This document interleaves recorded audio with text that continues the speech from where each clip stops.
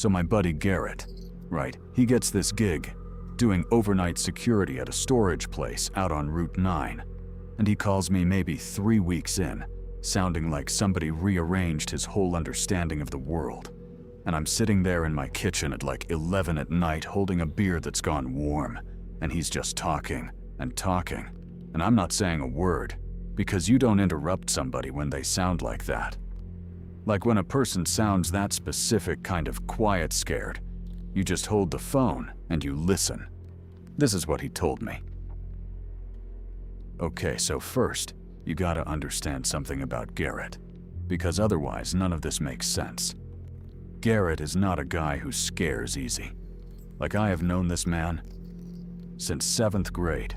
We grew up 3 streets apart. And the thing about Garrett is, he's the kind of person who runs toward car accidents. Right? He's the guy who pulls over. He did 2 years working on a fishing boat out of Gloucester, and before that, he spent a summer doing wildfire line work out in New Mexico, and he came back from both of those looking more or less the same. Just a little more tired, a little more sunburned, but fundamentally Garrett. So when Garrett sounds like somebody dropped him off a ledge, I take it seriously. I take it real seriously. He took the job because he was bored. That's it. That is genuinely the whole reason. He'd been doing IT support from home for about 14 months, and he said it was making him soft in the head, sitting in the same chair, staring at the same screen, talking people through password resets 8 hours a day. And then just, what? Watching TV. He said he needed to be outside. Needed something physical. Something where he could walk around and feel the night air and be in his body for a while instead of just floating in front of a monitor. He saw the listing for overnight security at Vale Storage on Route 9, $22 an hour. Solo shift. Basically just walking the grounds and checking locks every 90 minutes. And he thought, yeah, that sounds exactly like what I need. Something quiet, something real. He wasn't broke, he wasn't desperate. He just needed to get out of his own apartment before the walls ate him. So he applies, gets a callback inside of 2 days, goes in and meets the manager, a guy named Phil Restak. And Phil is just the most ordinary-looking man you have ever seen in your life. Like if you had to draw a picture of a regional storage facility manager, you would draw Phil, balding on top, polo shirt tucked in too tight, reading glasses on a neck cord, the whole thing. Phil walks him around the property in the afternoon before his first shift, and Garrett said the place was enormous. Like, you don't realize how big these storage places actually are until you're walking the rows, and it just keeps going. Vale Storage on Route 9 has 11 rows of units, each row about 200 feet long, with a wide paved lane between each row. Single-story buildings, all of them. Orange roll-up doors. Those white LED security lights on tall poles every 40 feet that make everything look a little wrong. A little too bright in the middle and too black at the edges. And behind the whole property, there's a chain-link fence, and then just a scrubby tree line, and then the highway, and you can hear Route 9 constantly. That low drone of trucks going by all night, which Garrett said actually made it feel less lonely in a way, knowing the world was still moving out there just past the fence. Phil shows him the security booth at the front gate. Little prefab thing about the size of a large closet. Has a monitor showing the camera feeds, a binder with incident report forms, a mini fridge, a chair. Phil says the job is simple. Every 90 minutes you do a walking perimeter, check each row, check that the unit doors are fully down and locked, log anything unusual. Otherwise, you sit in the booth, you watch the cameras, you drink your coffee. You're done at 6 a.m. He gives Garrett a key card for the main gate and a master key that only opens the front office and the utility room by row 7, not the actual storage units themselves, which made sense. Those belong to the tenants, and that's it. Phil gives him a one-page sheet with emergency numbers, the regional manager's cell, the number for the alarm company, the address for the nearest hospital just in case. And then Phil leaves, just goes home. And Garrett is standing there in the booth at 9 p.m., watching the taillights of Phil's Camry disappear out the front gate, and thinking, man, this is exactly what I wanted. First few nights were great, he said. Like, genuinely great. He'd do his rounds, crunch of his boots on the asphalt, the security lights buzzing faintly overhead, that constant distant highway hum, and he'd just walk and think and breathe and feel like a person again. He said the air out there, even at 9, 10 at night, still had that specific late summer smell, like hot pavement slowly giving up its heat and dry grass from the field next door. And it was quiet in a way that felt like a reward instead of a punishment. You know what I mean. Like the silence had been earned. He'd finish his round, go back to the booth, pour some coffee from his thermos, watch the cameras, maybe read a little. He was sleeping better during the day than he had in months. Now here's where it starts going sideways. And I want to be careful here, because Garrett told me this part very specifically, like he'd been over it enough times in his own head that he had the order right. It was his 6th shift, a Wednesday, and it was during his second round of the night, maybe around 11:30, just after 11:30 actually, because he remembered checking his phone. He's walking row 4, just doing his thing, and he stops at unit 314. And okay, unit 314 is in the middle of row 4. Nothing remarkable about it from the outside. Same orange roll-up door as every other unit. Same padlock staple. Same little black placard with white numbers. But the padlock was different. Not wrong, just different.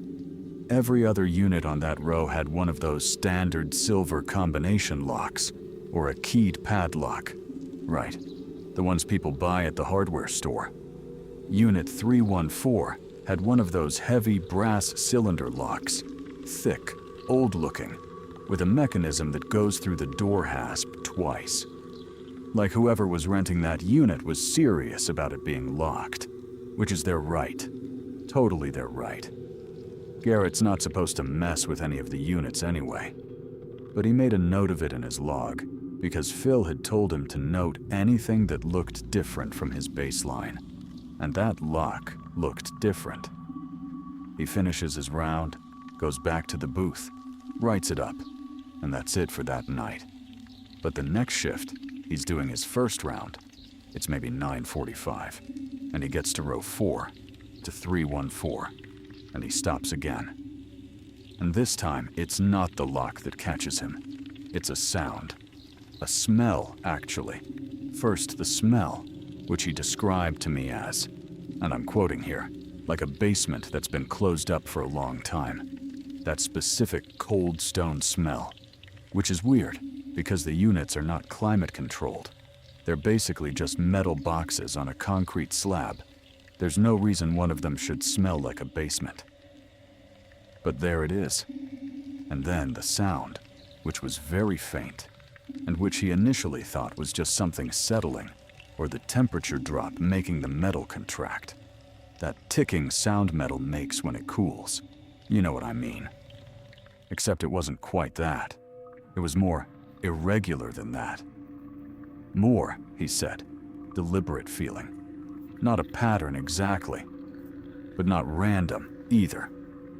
He stood there for maybe 2 minutes just listening, and then told himself he was being a weirdo and kept walking. Now, here's the thing. I want to make sure I explain right, because this is the part that makes the whole thing different from just a guy hearing a sound in a building at night. The way Garrett found out about the rules. And yeah, there are rules. There are always rules in a story like this. But just wait.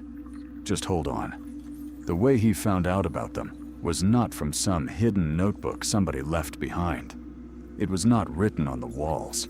It was not a secret binder. It came from the tenant. The tenant of Unit 314 came to the facility. This was Garrett's 9th shift. Around 10 p.m., headlights at the gate, which was unusual but not against anything. The facility is technically accessible to tenants 24 hours with their keycard. Garrett watches the camera, sees a car pull up, sees a woman get out and use her keycard on the gate reader. Gate opens. She drives in slow, parks at the end of row 4. Garrett does what he's supposed to do.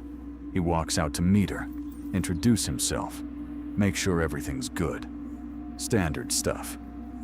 Her name, she tells him, is Carol Mauer. Late 50s maybe, or a hard early 60s. The kind of face that's been outside a lot. Deep lines around the eyes. Silver hair cut short and practical. She's wearing a canvas jacket and work boots, and she has the specific kind of stillness about her that Garrett said reminded him of the old guys on the fishing boat. The ones who had seen enough weather that regular life seemed very slow to them. She shakes his hand. She's polite. She says she just needs to drop something off and she won't be long. And she starts walking toward 314, and Garrett walks with her, just making small talk, asking how long she'd been renting there, that kind of thing. And she stops. Just stops walking and turns and looks at him. Not unfriendly, he said, more like somebody doing a quick calculation. And she says, "You're new."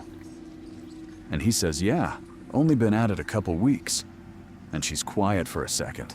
And then she says, "Has Phil gone over the protocol for row 4 with you?" And Garrett said no. Phil had not mentioned anything specific about row 4.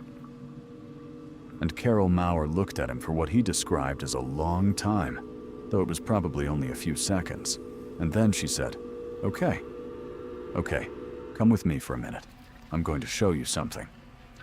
And she walked to her unit, and she opened it, and she showed him. So she opens the unit, and Garrett said his first thought was that it looked like a workshop. Not a storage unit, a workshop. There was a folding table against the back wall, with a work lamp clamped to the edge of it. One of those orange extension cords snaking out from somewhere. And on the table, there were tools laid out in a specific order.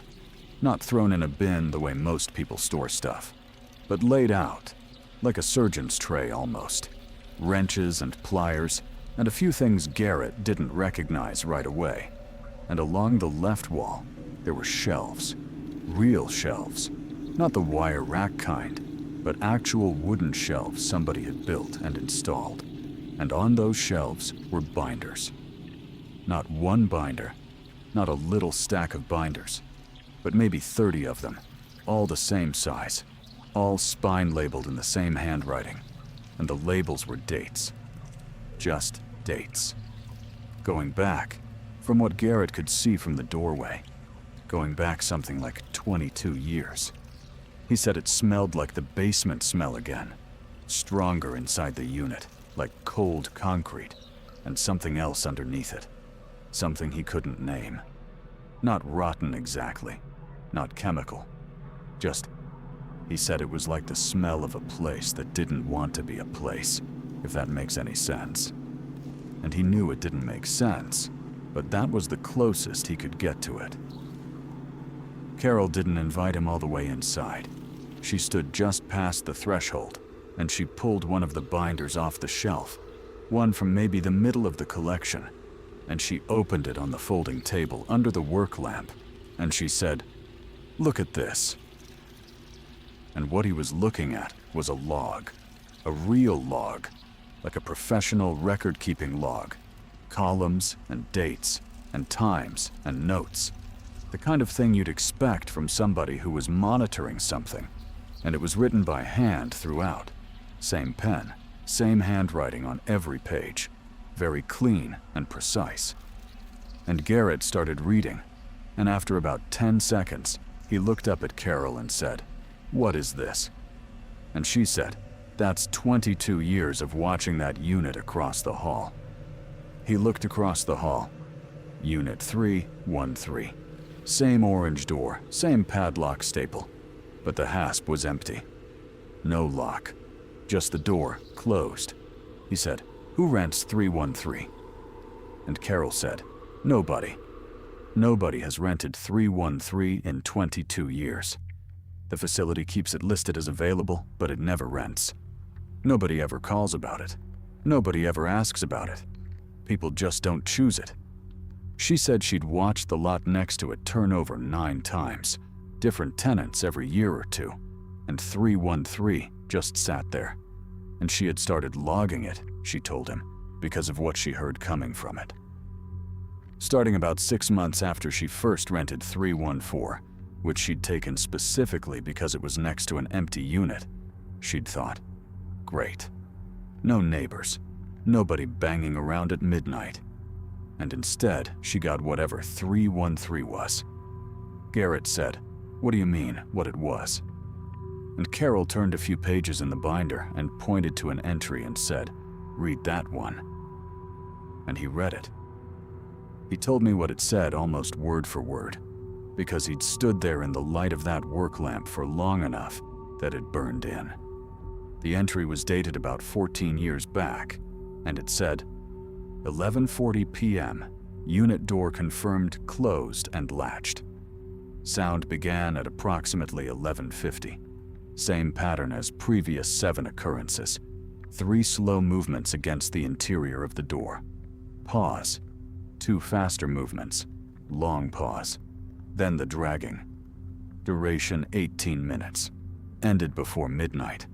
No external cause identified. Temperature tonight significantly colder than baseline. Garrett said, "Okay, but somebody could be getting in from the back." Right, like through the roof panel or something. And Carol said she had checked. She had physically checked the back and roof panels of 313 more times than she wanted to count over the years. And they were solid, and there was no way in except the front door. And the front door had been consistently unpadlocked because nobody was renting it. So Garrett said the obvious thing. He said, "Why don't you just open the door and look?" And Carol looked at him, and she said, "I did. Once. 11 years ago." And then she closed the binder and put it back on the shelf, and she said, "I'm going to tell you 5 things, and I need you to actually hear them. Not just nod at them. Actually hear them, because you're going to be here alone at 2 in the morning and Phil is useless and you deserve to know." And Garrett said something in the way she said it. Not dramatic, not scary movie about it. Just flat and direct, and like she was a person describing the weather. Something about that made him go completely still and just listen. She said, "First thing, the sounds from 313 are real. They are not an animal. They are not the building settling. They are not pipes." She had ruled all of that out over a very long time. Second thing, the sounds follow a rough schedule. They start between 11 p.m. and midnight almost every time, and they stop before 2 a.m. almost every time. She said almost because there had been exceptions, a handful of them over 22 years, and those exceptions were the nights she cared most about. Third thing, the door to 313 should never be opened after dark. She said this not like a superstition, but like a load rating on a bridge. Like it was a structural fact she had arrived at through painful experience, and she was passing it on, the way you pass on a measurement. She didn't explain the once she'd opened it. Garrett said he wanted to ask, and then looked at her face and decided not to.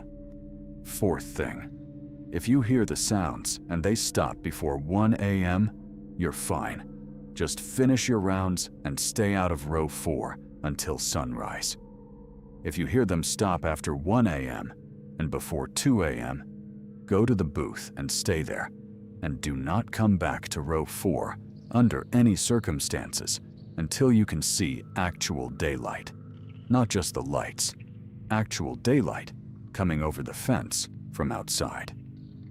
And fifth thing, she picked up a laminated card from the shelf, just a standard index card in a plastic sleeve, and she handed it to Garrett, and she said, "If it ever gets to a point where the door to 313 is open and you did not open it, these are the only things that matter."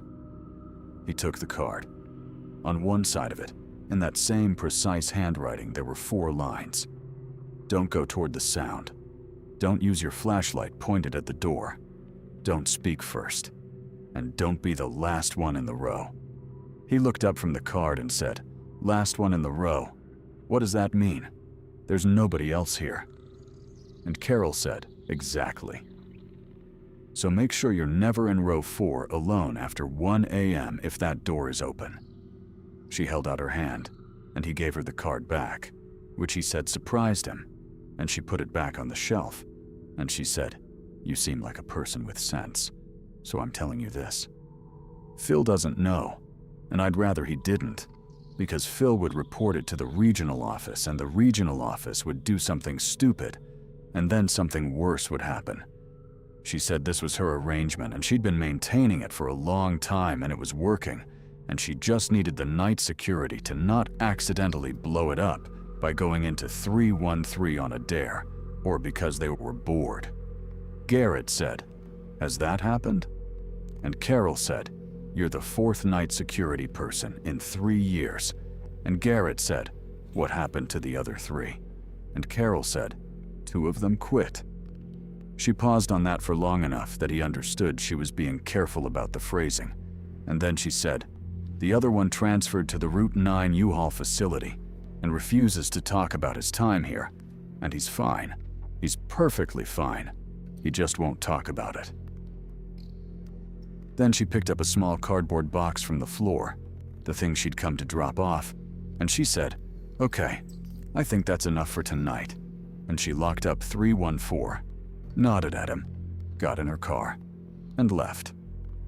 And Garrett stood in row 4 for a while after her headlights were gone, just standing there in that white LED light with the highway droning out past the fence, looking at the door to 313. He told me he went back to the booth and sat down and looked at the camera feed for row 4 for a while, and then got up and did his 3rd round of the night, and everything was completely normal, and he heard nothing from 313, and the door stayed closed, and he drove home at 6 a.m. in full daylight, feeling more or less okay. Just, he said, like somebody had handed him a stone and told him to carry it, and he hadn't decided yet how heavy it actually was. Here's the thing though, and this is the part I keep coming back to when I think about what Garrett told me. The rules, right? Those 4 lines on the card, they weren't from an old employee manual. They weren't from some desperate person scratching warnings into the walls. They weren't handed down by a corrupt management chain covering something up. They came from a woman who had watched one specific thing for 22 years and written down what she learned the way you'd write down anything you studied long enough. Like she wasn't scared of it exactly. She had moved past scared into something else, into this very particular kind of careful attention, like a person who lives next to a river that floods and has learned exactly where the water line goes and built their whole property around that knowledge. She wasn't trying to survive an institution. She was just trying to maintain a situation that was working, which is a completely different thing. And that difference mattered, Garrett said. That difference was actually what made it worse in a way, because scared he could have dealt with. Scared meant there was something to run from. But Carol was not scared, and that was its own kind of terrifying. So he carries on. Next shift, nothing. Shift after that, nothing. He starts to think maybe Carol is not crazy, he said, because she clearly wasn't crazy. The logs alone proved she wasn't crazy. But maybe she was. Over-focused. You know? Like sometimes when you watch something for long enough, you start seeing structure in what might just be noise. He starts to relax a little. Does his rounds, checks his locks, drinks his coffee, reads his book. His 14th shift is a Thursday in late September, and it's colder, first real cold night of the fall. And he does his 9:30 round, and everything is normal. And he does his 11 o'clock round, and everything is normal. and he's in the booth doing his 11:45 check of the camera feeds when he sees it. The camera for row 4 is mounted at the far end, shooting back toward the entrance, so you can see both sides of the row, all the orange doors in sequence. And on the camera, at 11:47 p.m., the door to Unit 313 is closed, and at 11:49 p.m., the door to Unit 313 is open, not moving, not in the process of opening, just between one camera cycle and the next, closed and then open, and nothing on camera. No figure, no movement, nothing that explained it. Garrett said he sat there and watched that camera feed for a solid 30 seconds without moving, and the door just stayed open. Dark inside, totally dark. And the white security light on the pole outside the unit lit up the first few feet of the concrete floor inside, and then it was just black beyond that. He checked the time, 11:49. He thought about Carol's 4th rule, about not being the last one in the row. He thought about the 3rd rule, door should never be opened after dark. He thought about the 2nd thing she'd told him, that the sounds follow a schedule, 11 to midnight start, and he had heard no sounds tonight, which meant either the schedule had changed or the sounds had already happened and he'd missed them.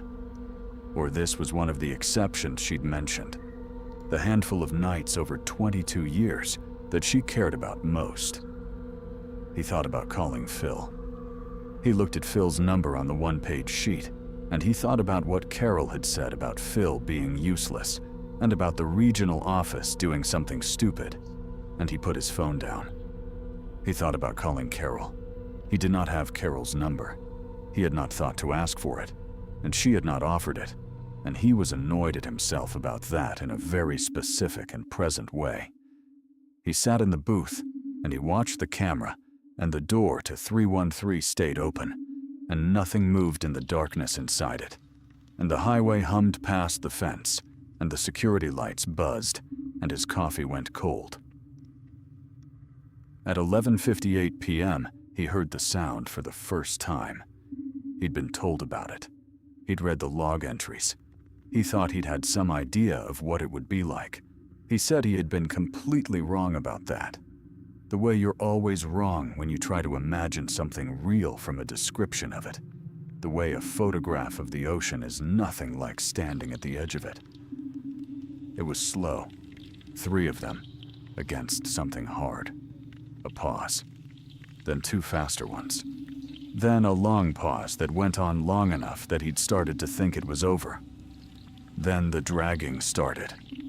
And Garrett said that was the moment he understood that Carol Mauer was not overfocused. Carol Mauer was the most reliable person he had ever indirectly met in his entire life, and he owed her an enormous debt he was never going to be able to repay. He did not move from the booth. He watched the camera. He watched the clock. And somewhere around 12:40 he realized the dragging had stopped, and he didn't know exactly when it had stopped because he'd been so focused on the clock that he'd stopped really hearing it, and now the silence was just silence again. And the door to 313 on the camera was, he had to lean in to be sure. He had to actually lean close to the monitor and look hard, still open. Still dark inside, but quiet. The time was 12:43 a.m. He had 17 minutes until 1 a.m. 17 minutes sounds like a lot until you're sitting in a 5x8 prefab security booth, watching a camera feed of an open door that should be closed, in a place that is completely silent, in a way that feels earned rather than natural. And then 17 minutes is basically nothing. It's a commercial break. It's the time it takes to heat up a bowl of soup, and Garrett said he was acutely, painfully aware of every single second of it, in a way he had never been aware of time before in his life. He didn't move. He was very deliberate about not moving. He had his hands flat on the desk on either side of the monitor, and he was breathing through his nose and watching the camera and doing the specific kind of not thinking that you do When you know that if you actually let yourself think about what you're looking at, you will do something stupid. He'd learned that on the fishing boat. When something goes wrong on the water, you don't think, you do.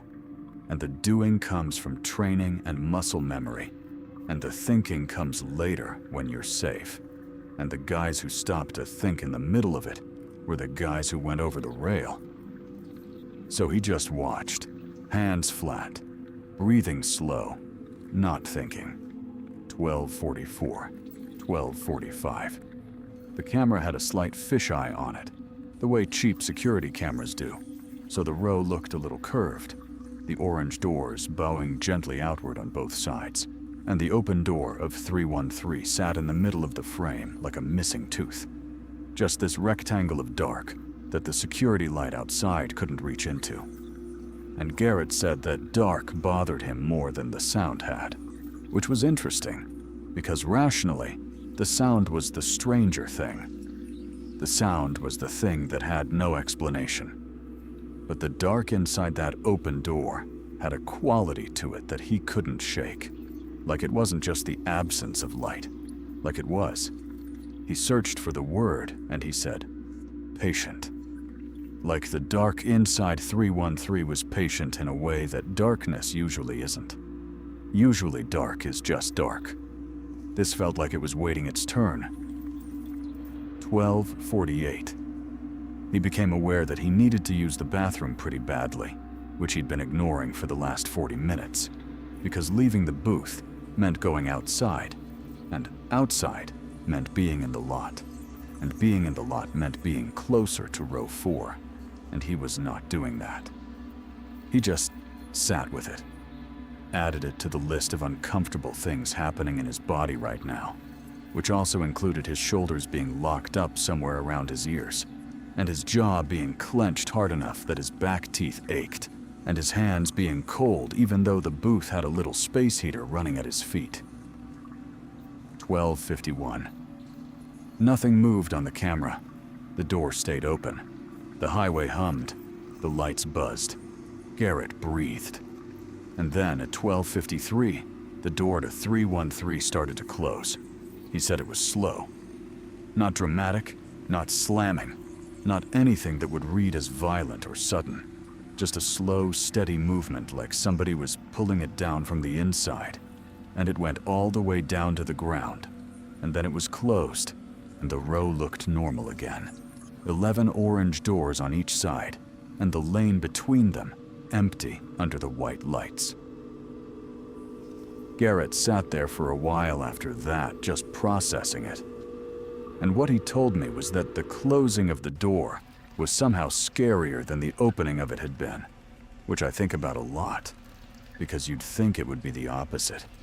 You'd think the closing of it would be the relief. And he said no, it wasn't, because the opening could have had an explanation. Wind, or a latch failure or something. But the closing, the slow, deliberate closing from whatever was on the inside, that had no version of an explanation that was okay. He checked the time. 12:53. 7 minutes until 1 a.m. and Carol had said if the sounds stop after 1 a.m. and before 2 a.m., get to the booth and stay there. But the sounds had stopped before 1 a.m. at 12:43 roughly, which put him in the first category, the you're fine category, the just stay out of row 4 until sunrise category. And technically, he was already in the booth. Technically, he was doing everything right. He thought about that word, technically, and did not find it as comforting as he wanted to. He stayed in the booth until 6 a.m. and drove home in daylight and called in his log to the answering service Phil had set up, which was just a voicemail you left a message on. And he said, "Quiet night, nothing to report." And he drove home, and he sat in his kitchen for a while before he could make himself go to bed. He went back the next shift, and the one after that. He said this is the part people don't understand about what happened. They want to know why he kept going back, and the answer is complicated and also simple. The simple part being that he still needed the air and the walking and the being. outside, and the complicated part being that he had started to feel a specific kind of responsibility that he couldn't entirely explain. Like Carol had told him something real and trusted him with it, and walking away felt like letting her down, which he knew was irrational because she didn't even know his last name and he didn't have her phone number. But there it was. 4 more shifts. Nothing. Door stayed closed every night. He did his rounds, skipped row 4 after 11 just to be safe, documented the door as closed each pass, went home at 6. He started sleeping better again, weirdly enough, like his nervous system had decided the known danger was manageable and relaxed accordingly. He brought a better thermos. He brought a better book. He started timing his 11 o'clock round to end at the booth, right as a podcast episode ended. Little rituals, the stuff you do when you're settling into something. His 19th shift was a Friday in October, and when he pulled into the lot at 9 p.m., there was a note taped to the booth door from Phil. Phil's handwriting on a sticky note, which read, "Heads up," had a contractor in today doing some electrical work on the light poles in rows 3 through 6. May have disturbed some of the units. If any tenants call about their alarms going off, just log it and tell them we'll follow up Monday. And that was it. That was the whole note. Garrett looked at that note for a while, and then he looked at the camera feed for row 4. Everything looked normal.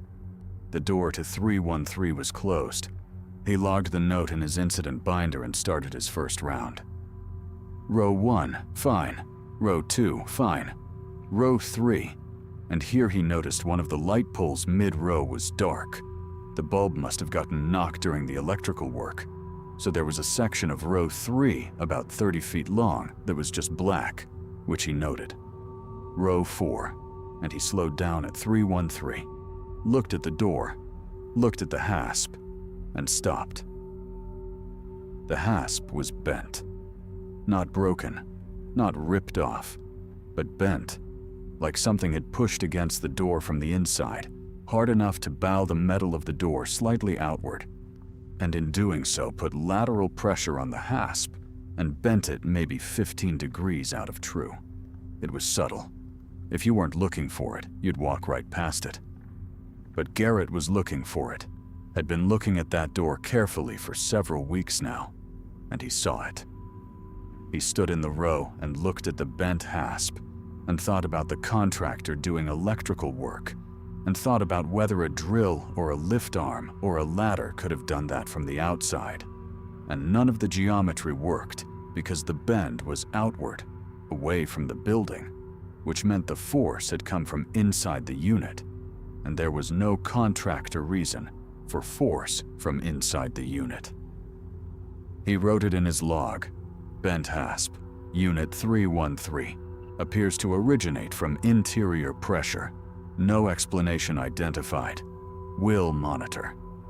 He finished his round and went back to the booth, and it was 9:45, and he had a long night ahead of him, and he sat down and looked at the camera feed, and the door to 313 was closed, and the hasp was just barely visible as slightly wrong in the camera image if you knew what you were looking for, which he did.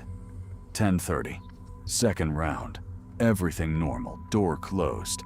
11:05, third round, and he was coming down row 4, and he stopped at 313 again because he heard it early.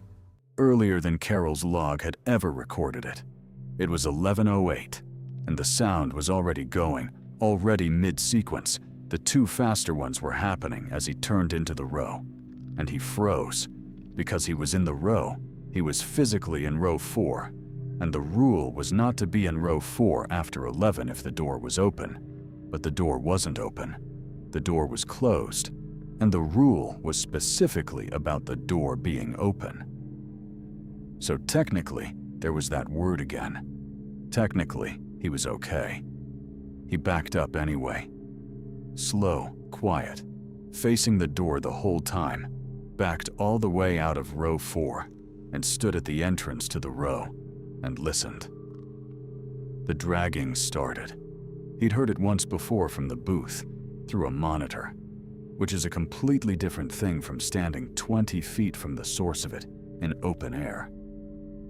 He said the best he could describe it was like something heavy and soft being moved across concrete in a specific direction, not randomly, not the way something slides when it falls, but with intent, with a consistent pace. And it went for what he thought was about 12 minutes, and then it stopped. 11:22. He stood at the entrance to row 4 and did not move and watched the door and waited. And at 11:29, the door to 313 opened. Same as before, slow, from the inside, went all the way up, dark beyond it. But this time, and this is the part that changed everything, this time there was something at the edge of the dark, not inside it, not coming out of it, but right at the boundary where the security light from the pole reached the threshold of the unit and stopped. Right at that line. Something at that line. Garrett said he couldn't tell me what it looked like because looking directly at it was... He struggled here. Was like trying to look at something in your peripheral vision. The more directly he looked, the less he could see. Like it was using the looking against him somehow, retreating from his focus. But in the periphery, in the edge of his vision when he was technically looking at the hasp or the door frame, there was a shape, roughly vertical, still. He said he thought about the 4th rule. Don't be the last one in the row. He was the only person in the lot. He was not in the row. He was at the entrance to the row. He thought about whether the entrance counted. He decided it counted. He took 3 steps backward out of the sightline of the row entrance and pressed his back against the exterior wall of row 3 and stood there breathing. He could still hear the lot, the highway, the lights buzzing, a plane somewhere high up. Normal sounds of the normal world going on 60 feet away from whatever was standing at the threshold of 313 looking down an empty row at nothing. He stayed against that wall for 11 minutes. He knows it was 11 minutes because he watched his phone. And at 11:40, the door to 313 closed again. Slow, from the inside. He walked back to the booth. He sat down. He looked at the camera feed. He looked at the log Carol had kept for 22 years and thought about the word maintenance. The idea that she'd been maintaining a situation. And he thought, what does maintaining it actually mean? What is the action that constitutes maintenance here? Because her instructions had all been about what not to do. Don't open the door. Don't use the flashlight. Don't speak first. Don't be last in the row. All negatives. All the shape of the thing defined by what you didn't do rather than what you did. And he was starting to understand that the maintenance was just that. It was the not doing, the consistent, careful not doing, and that was its own kind of work. Maybe harder than the regular kind, because the regular kind gave you something to show for it at the end. He thought about the bent hasp. He thought about the contractor doing electrical work. He thought about whether the contractor had opened the unit, whether they had tried the door because it had no lock, and it was just sitting there, unrented, and maybe they needed to run a wire through, and thought they'd check if the unit was empty first, and just pulled it up and looked in. He thought about what they might have seen. He thought about whether the contractor had finished the job. He checked Phil's note again. Electrical work on light poles.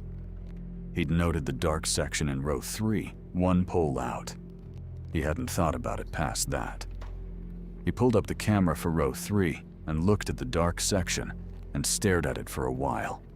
And then he went very carefully through the camera feeds for each row, one at a time, because it occurred to him that he had been so focused on 313 that he hadn't actually looked at everything else. And all the other rows were fine. All the doors closed, all the lights working except the one in 3. And then he got to the camera for row 6. row 6 camera was gone. Not showing static, not showing a black screen.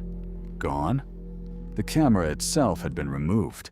There was just an empty mount at the end of the row pointing at the ceiling of the overhang, and the row itself was dark, except for the ambient bleed from the neighboring row lights. And the doors in row 6 were mostly closed, but at the far end, Unit 368, the door was up. He had never paid any attention to Unit 368. He had no reason to. It was outside Carol's geography entirely.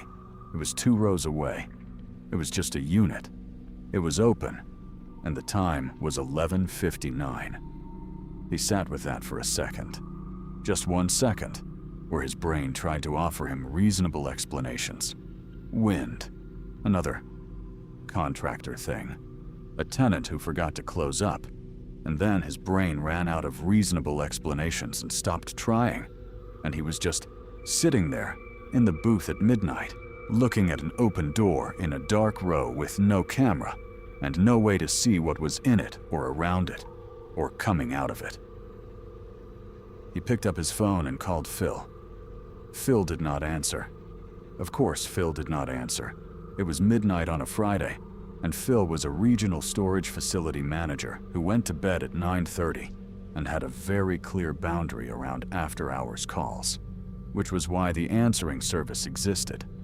And Garrett knew this, but he called anyway, because the alternative was not calling, and he needed to hear a phone ring, even if nobody picked up. He left a voicemail on the answering service. He said, "This is Garrett, night security, Route 9 Vale. I need someone to call me back. There's an open unit in row 6 and I can't verify it's empty. Please call back when you get this." He kept his voice level. He was proud of that later, he said. That he kept his voice level because what he wanted to do was say, "Please call back immediately. I am losing my mind out here." But instead he said, "Please call back when you get this," which was professional. Nobody called back. He looked at the camera feeds. Row 4, 313 closed. Row 6, 368 open, dark. No movement visible. But the camera for row 6 was gone, so he was looking at a row from the ambient bleed of neighboring cameras. And it wasn't much to go on. Just shapes and degrees of darkness. He thought about going to check it himself. He thought about this very seriously. Ran it as a practical question. What does the job actually require here? And the job required him to investigate anomalies and log them and ensure the property was secure. And an open unit at midnight with no tenant accounted for was an anomaly that fell squarely under his job description. He had a flashlight. He had his phone. He had a master key that didn't open the units, but opened the front office and the utility room in row 7, which wasn't useful right now, but it was something. He thought about the 4th rule. Don't be last in the row. Row 6 was not row 4. The rules Carol had given him were specifically about 313, and by extension the behavior of whatever was in 313. They weren't a general operating principle for the whole property.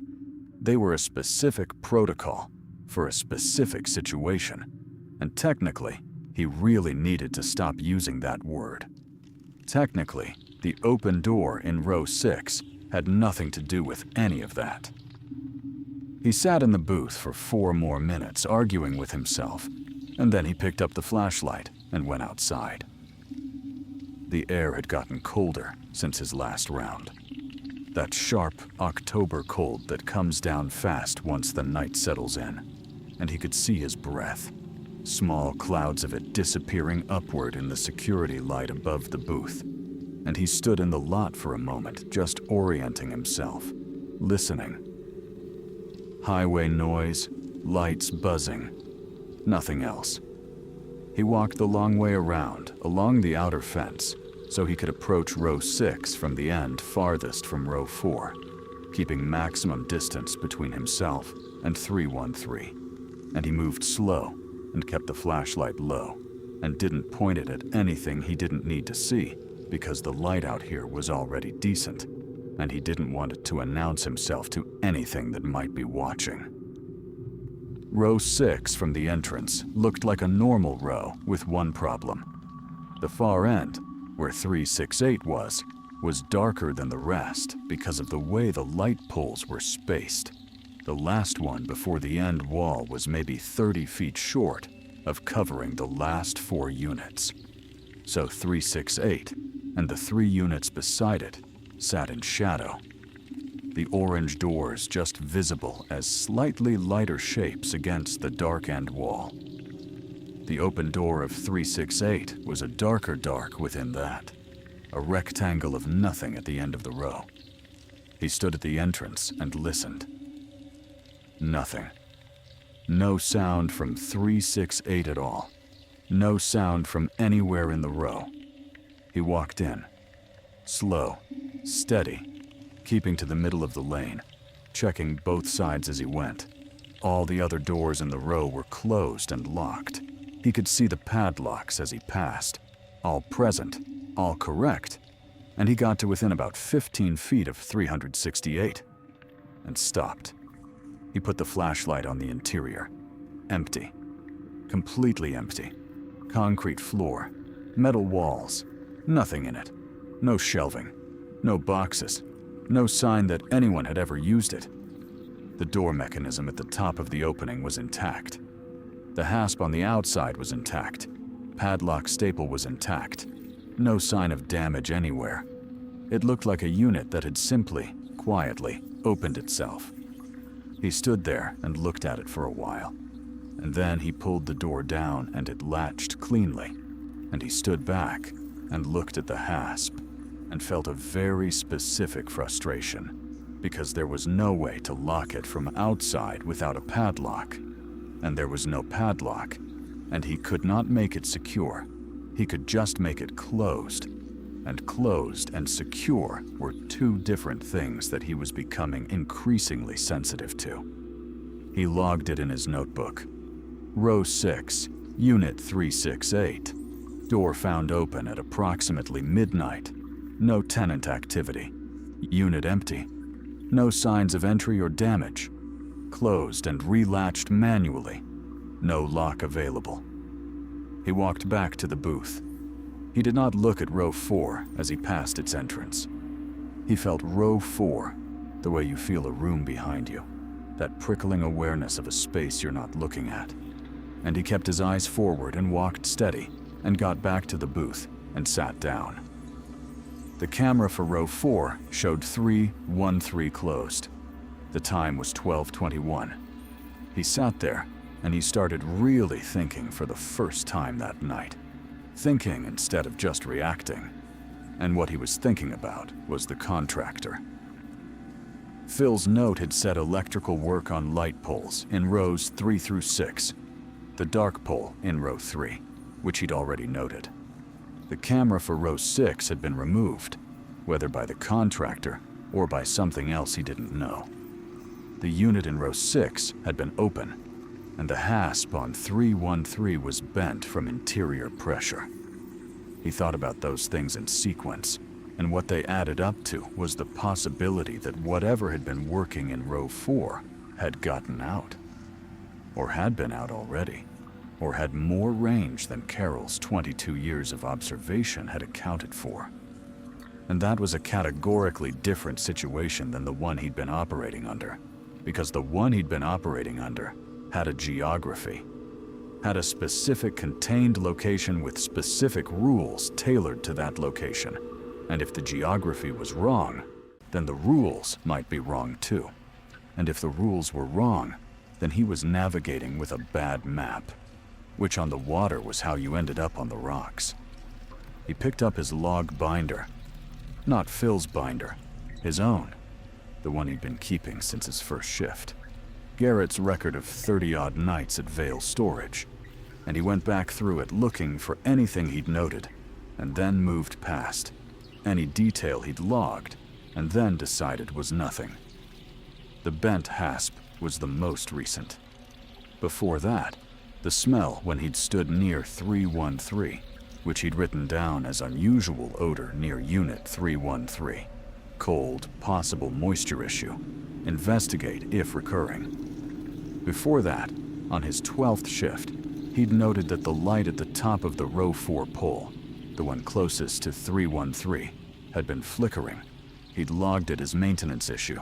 Light pole 47. Intermittent. Notify Phil. He hadn't thought of it again.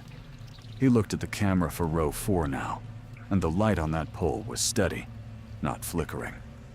And then he went further back and found something he'd almost forgotten writing. His 3rd shift.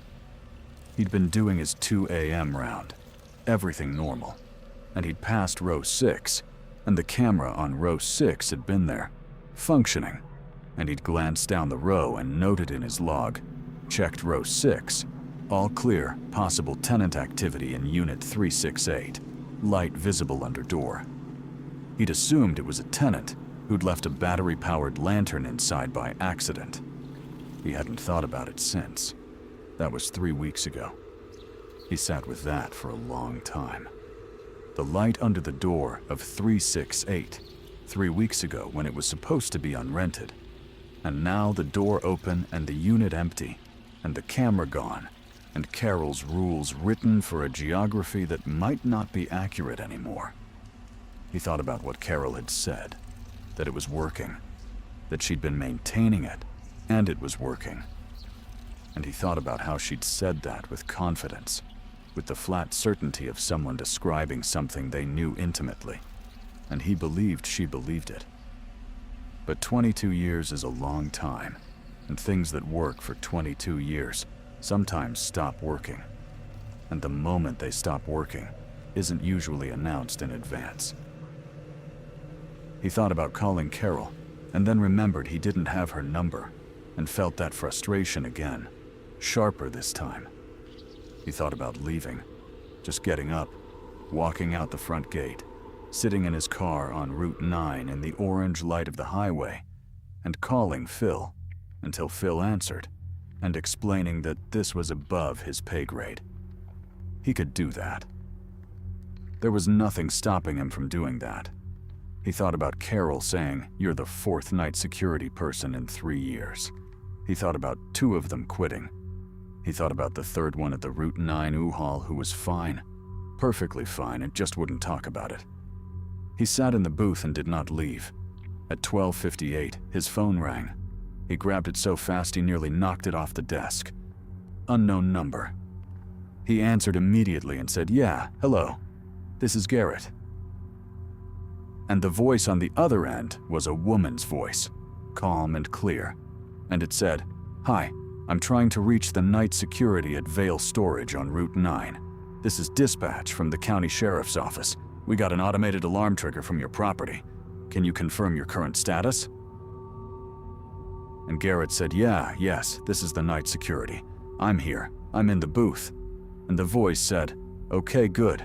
We've got a deputy about 5 minutes out. He's going to pull up to the front gate. Can you be ready to let him in?" And Garrett said, "Absolutely. Yeah, I'll be at the gate." And the voice said, "Great. And his name is Deputy Reeves, and he'll have his badge." And she said, "You doing okay out there?" And Garrett said, "Yeah, little weird night, but I'm okay." And the voice said, "Hang tight, 5 minutes." And the call ended. Garrett sat there for approximately 3 seconds and felt a relief so complete and physical that it was almost like going limp, like every muscle he'd had locked up for the last 3 hours just unlocked at once. A deputy. 5 minutes. He got up and went to the front gate and stood there in the cold and watched Route 9 for headlights and thought about how good it was going to feel to have another human being on this property. A human being with a badge and a radio and a car with lights on it. And he stood there for 5 minutes. Then 10 minutes. Then 15. He called the unknown number back. It rang 6 times and went to a voicemail that said, "You have reached a voicemail box that has not been set up. Please try again later." He stood at the gate for another minute and then walked back to the booth and sat down and thought very carefully about what had just happened. Here's what had happened. His phone had rung. A calm woman's voice had told him help was coming and asked if he was okay, and told him to wait at the gate. He had gone to the gate. Nobody had come. The callback number was a dead voicemail, and the automated alarm system at Vale Storage, which he knew because he had the alarm company's number on his one-page sheet and had called them once in his second week about a sensor test. The automated alarm system did not contact the sheriff's office. It contacted the alarm company directly, who contacted Phil's cell, who would then contact the sheriff if necessary. That was the chain. The alarm company did not give the sheriff's office Garrett's cell number. The sheriff's office would not have his cell number. There was no pathway by which a sheriff's dispatch would call his personal cell directly. He sat in the booth, and the relief he'd felt was completely gone now, replaced by something colder and more specific. A feeling he described to me as the sensation of understanding that the thing that scared you knows what would make you feel safe and is using that. He pulled his log binder close and opened it to the front page where Phil had taped the one-page information sheet on Garrett's first night, the sheet with the emergency numbers, and he looked at the numbers: alarm company, regional manager, nearest hospital.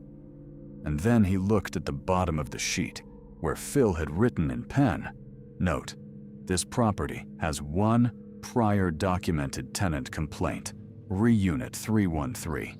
See attached." Garrett had read this on his first night and turned the page looking for the attachment, and there had been no attachment. Just the next page, which was a blank incident report form, and he'd assumed Phil had forgotten to include it, or it had gotten lost, and he'd moved on. He looked at that line again. One prior documented tenant complaint. He turned to the back of the binder where he kept the papers Phil had given him in a folder pocket, and he went through them slowly this time, every single one, and behind the blank incident report forms, stuck to the back cover of the binder by what appeared to be a small piece of clear tape that had dried and gone nearly invisible, was a folded piece of paper. He peeled it carefully off the cover and unfolded it. It was a printout of an email chain. The chain went back 3 years.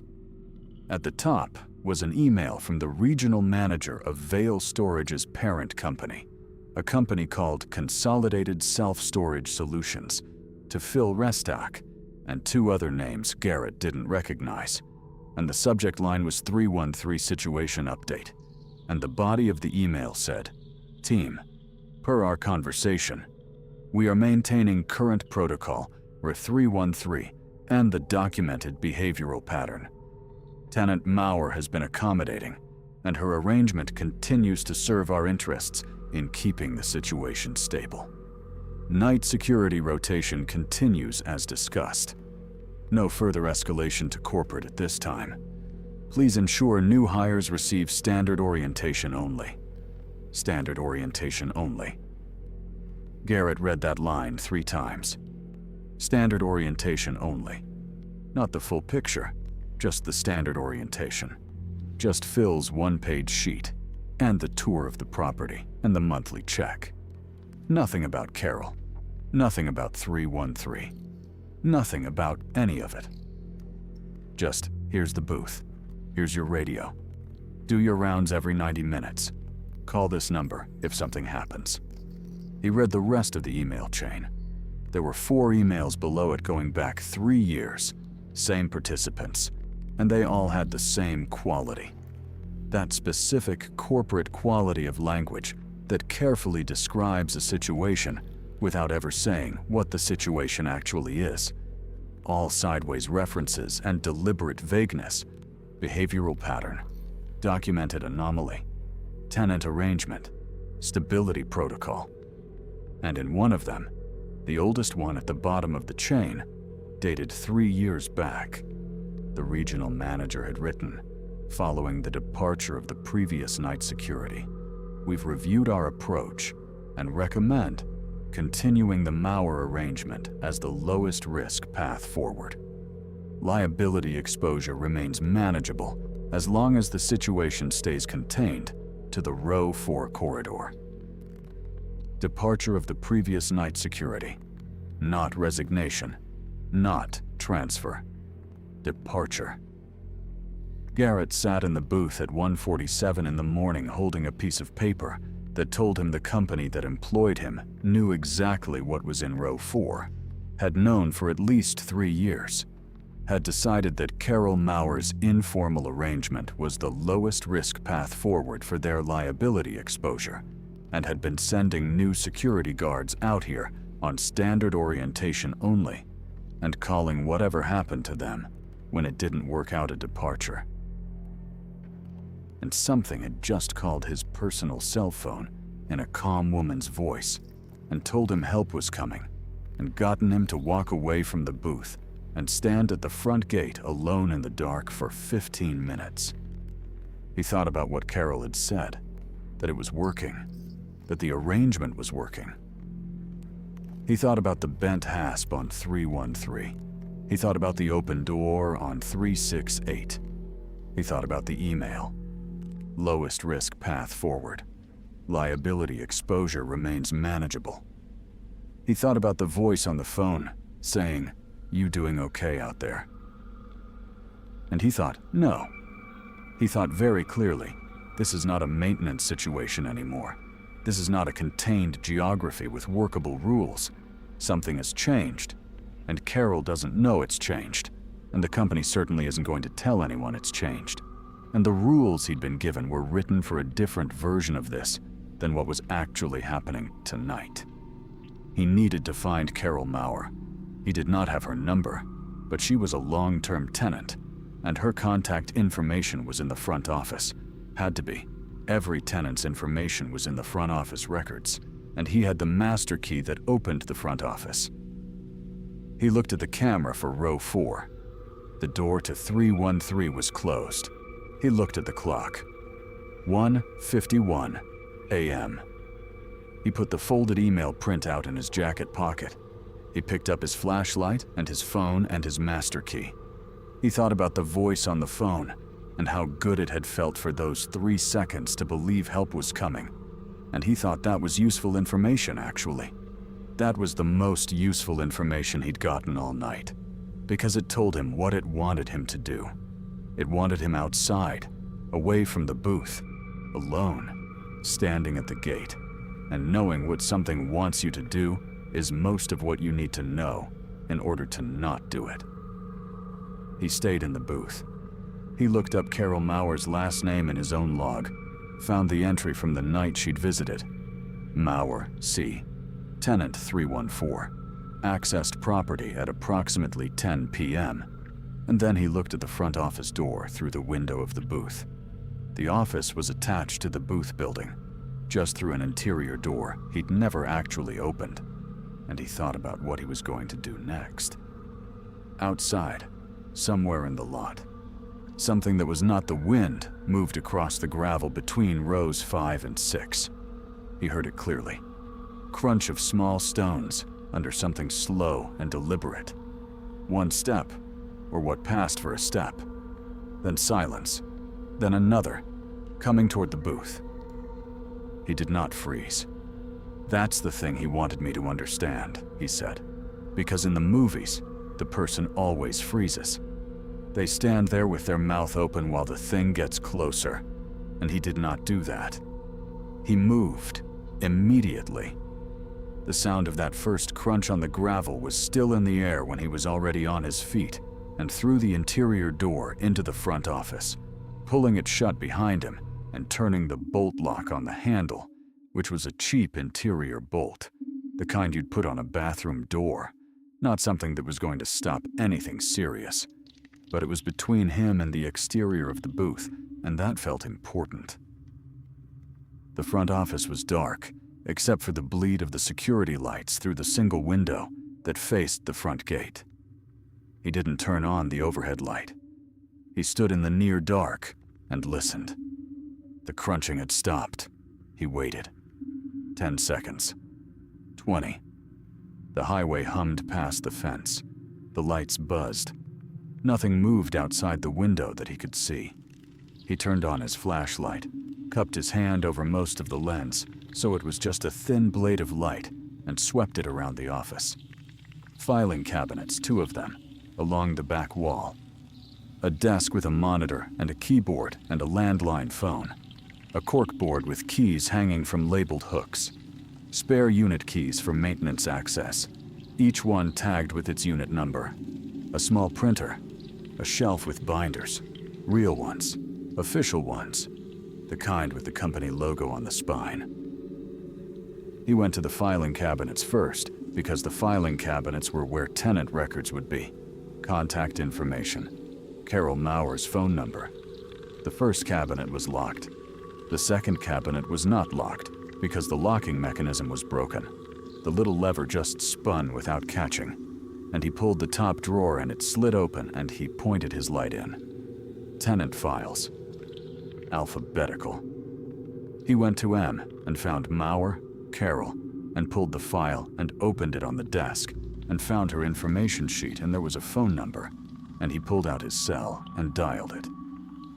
It rang. It rang 4 times, and he was already composing the voicemail in his head when she picked up. She said, "Who is this?"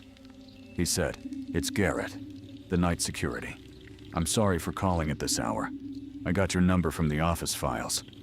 I need to tell you something has changed out here." There was a pause, not a long one. Carol Mauer did not seem like a person who took long pauses. She said, "Tell me." He told her. The bent hasp on 313, the open door on 3682 rows away, the removed camera, the phone call from the fake sheriff's dispatch, the email chain he'd found in the back of Phil's binder. He told her all of it in maybe 3 minutes, keeping his voice low, watching the window that faced the front gate, and she didn't interrupt him once. When he finished, she was quiet for a few seconds, and then she said, "The phone call. Describe the voice exactly." He described it. Calm, female, professional. Said she was sheriff's dispatch. Said a deputy named Reeves was 5 minutes out. Carol said, "That's new." He said, "What do you mean that's new?" She said, "It's never done that before. It's never used the phone before. It's never communicated at range like that before." And Garrett said, "Carol, how far is your house from here?" And she said, 12 minutes. And he said, "I need you to come." And she said, "I know. I'm already getting my keys." She told him to stay in the office, keep the lights off, do not go outside for any reason until she arrived, and she would call him when she was at the front gate, and he could let her in from the gate control panel, which was on the desk in the office. A little box with 2 buttons, gate open and gate close. He hadn't known it was there, but he looked, and it was there. She said, "Do not open the gate until I call you from my cell, from this number, so you know it's actually me." He said, "Understood." She said, "And Garrett, the email you found, I need to see it. Keep it on you." She hung up.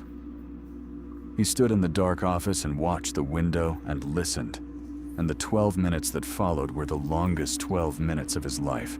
Longer than the 17 at the beginning of the night. Longer than the 11 minutes against the wall of row 3, because this was enclosed. He was inside a building with 1 exterior window, and 1 door to the booth, and 1 door to the outside. And he could not see the lot from here, could not see the rows, could not see anything except the front gate and the narrow slice of Route 9 beyond it. And somewhere out in the lot behind him, something was moving on gravel. He heard it twice more during those 12 minutes. Unhurried. Like whatever it was not in a rush. Like it had time. His phone lit up. Carol's number.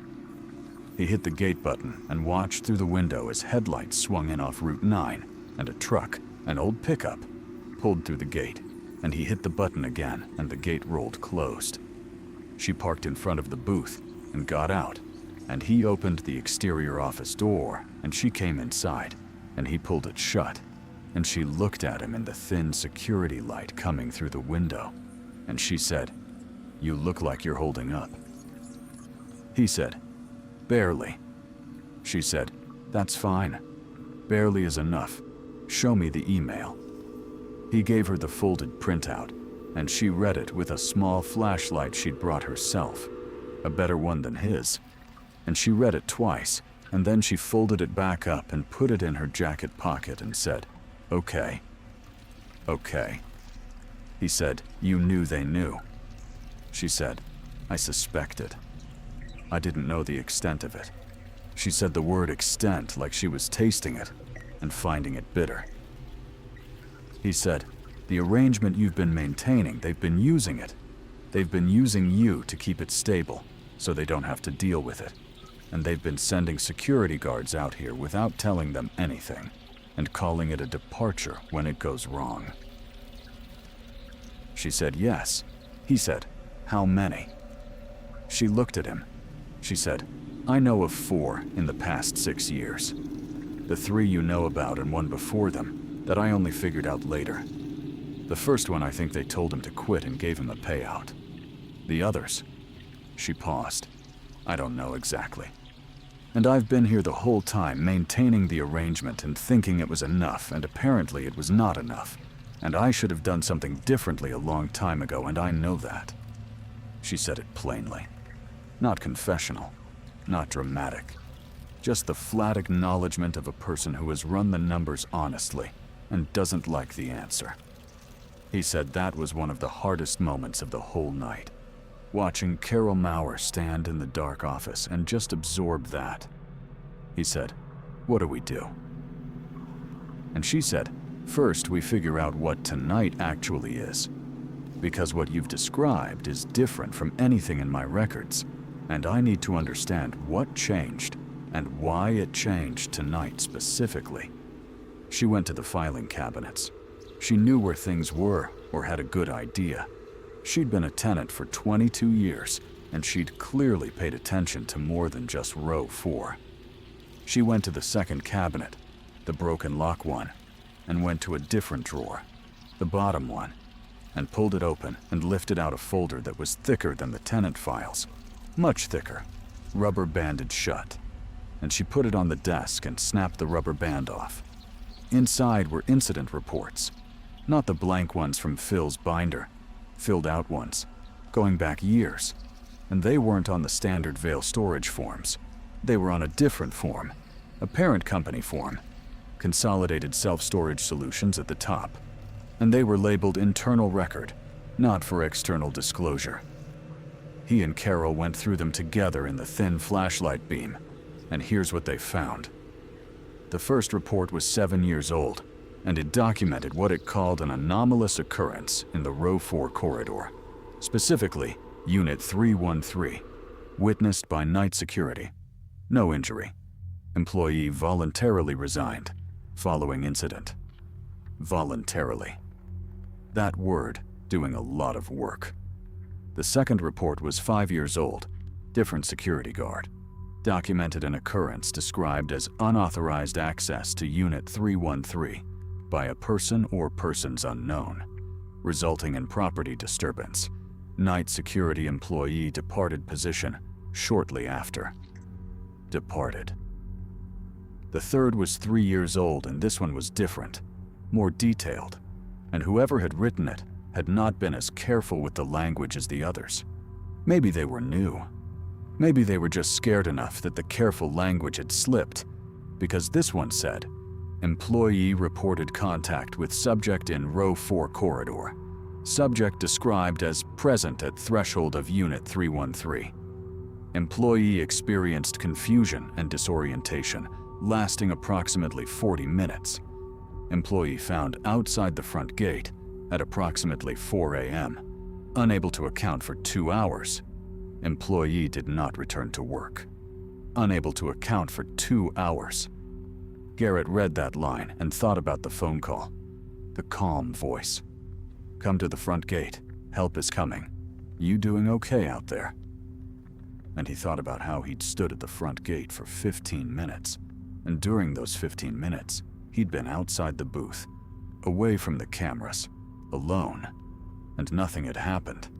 He'd just stood there and then come back.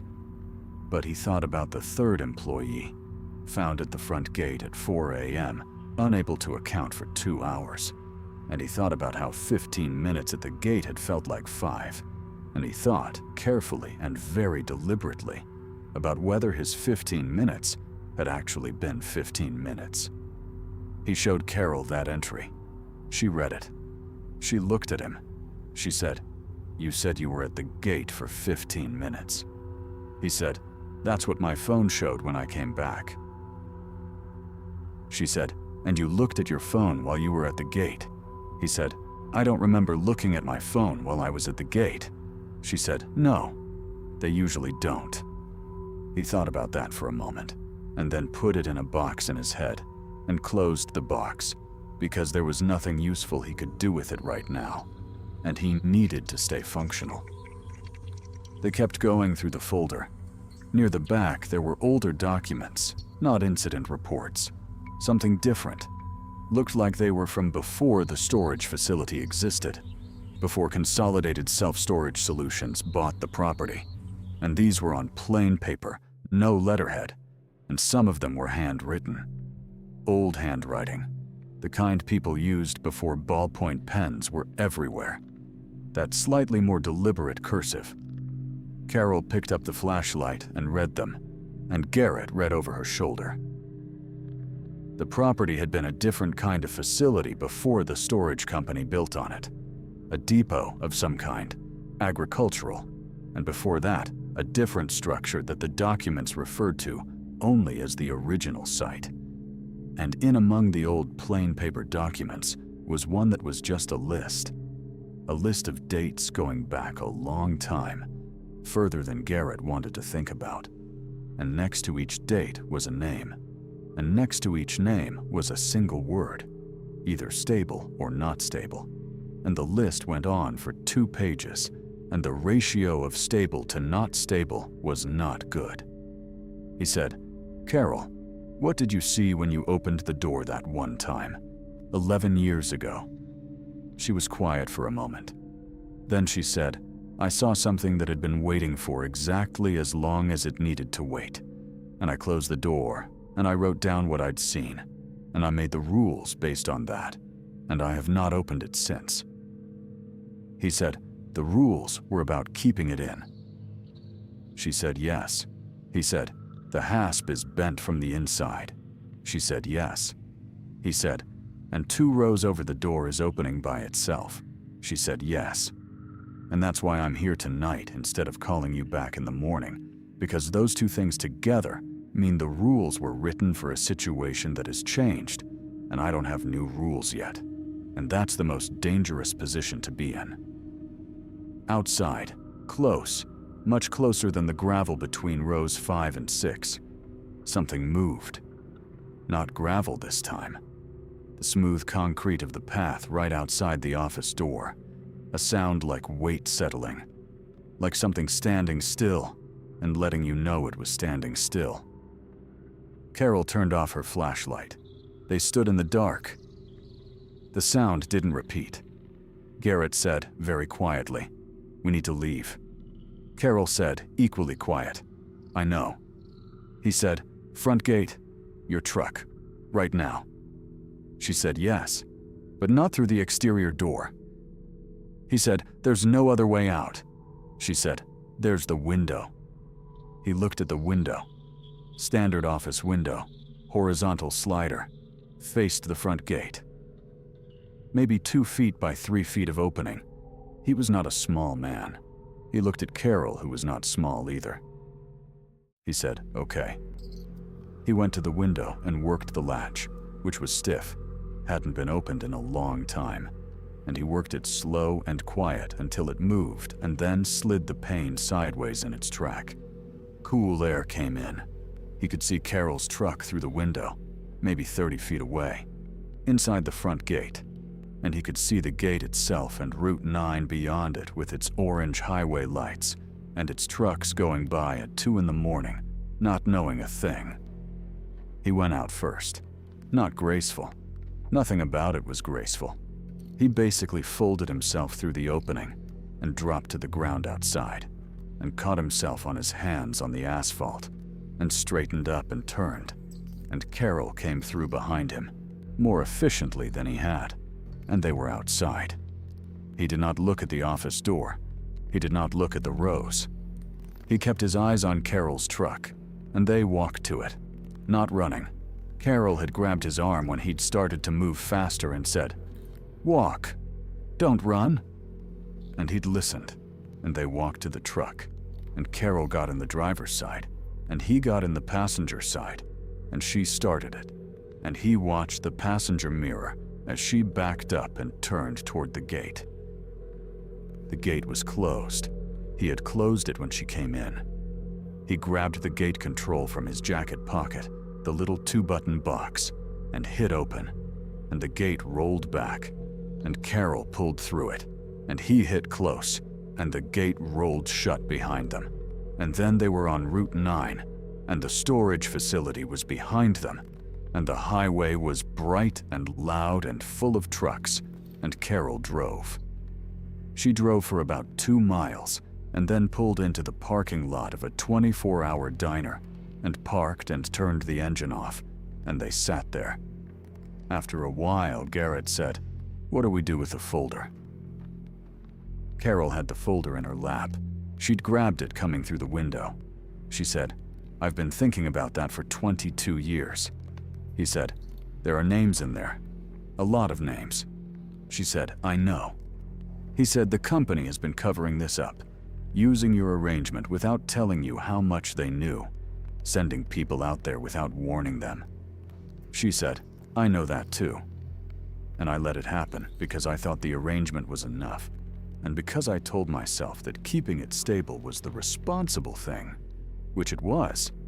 It was the most responsible option I could see, and I also let it be the most convenient option for a company that should have been doing a lot more, and I'm going to have to sit with that." He said, "We need to report this." She said, "To who?" He said, "I don't know. Somebody. Somebody who isn't Phil and isn't Consolidated Self-Storage Solutions." She said, "The list in that folder goes back further than any authority that currently exists was operating. Whatever's in 313 was there before the storage facility, and before whatever was there before that, and probably before anything either of us can look up. The company's liability is real, and I want them to answer for it. The other thing is different. The other thing is going to outlast every institution you'd report it to." He said, "So what? We just leave it." She said, "I didn't say that. I said it's different." She tapped the folder.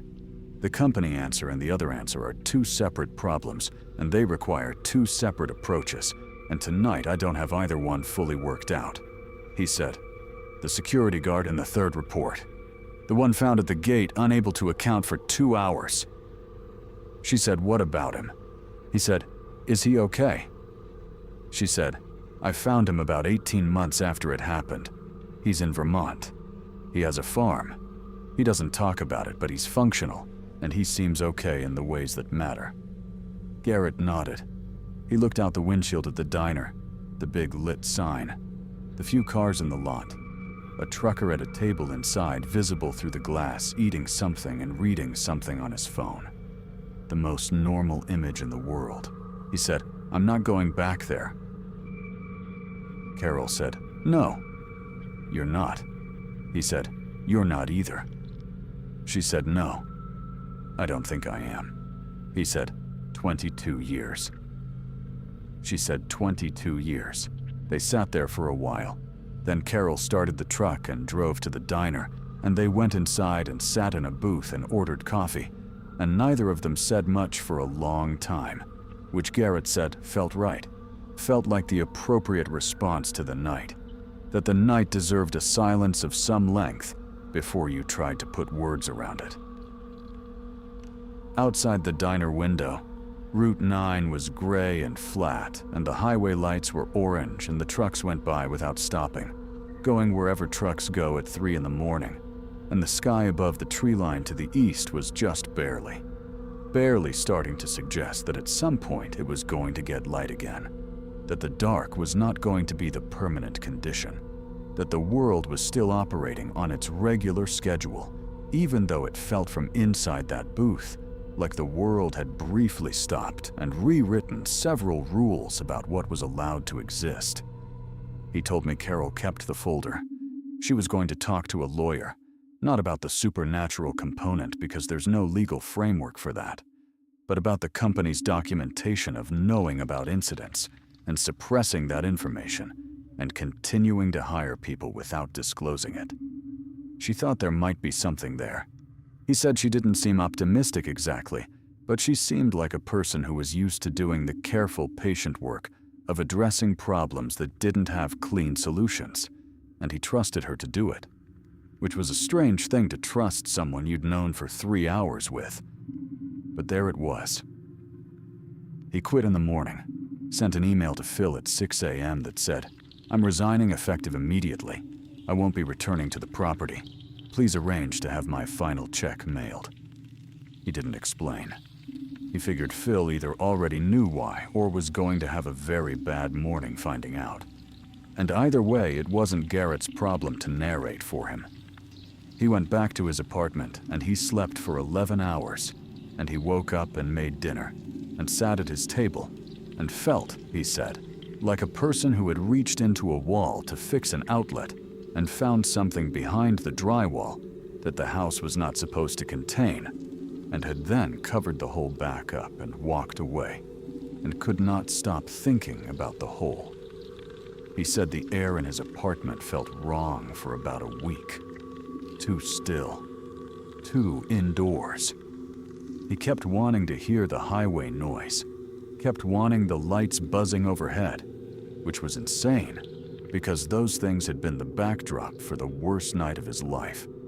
But his body had apparently decided they were associated with the ongoing normal world, and without them, the quiet felt wrong. He said, and I'm going to quote him exactly here because this is how he ended it. He said, "The thing I can't get past is the voice. Not because it scared me, although it scared me plenty, but because of how well it worked. 3 seconds. That's all it took. 3 seconds of a calm voice telling me help was coming, and I felt completely safe." And I've been thinking about that a lot, about how fast it happened, and about what that means for the times in regular life when a calm voice tells me help is coming, and I feel safe, and whether I've ever actually checked. Then he said he needed another beer, and I said, "Yeah, me too." And we didn't talk about it for the rest of the night. I've driven past Vale Storage on Route 9 twice since then. Both times in daylight. Both times I didn't stop. Both times I looked at the rows as I went by. The orange doors. The white lights on their tall poles. And it looked like every other storage facility on every other state route in the country, which I think is probably the point. Row 4 looked quiet.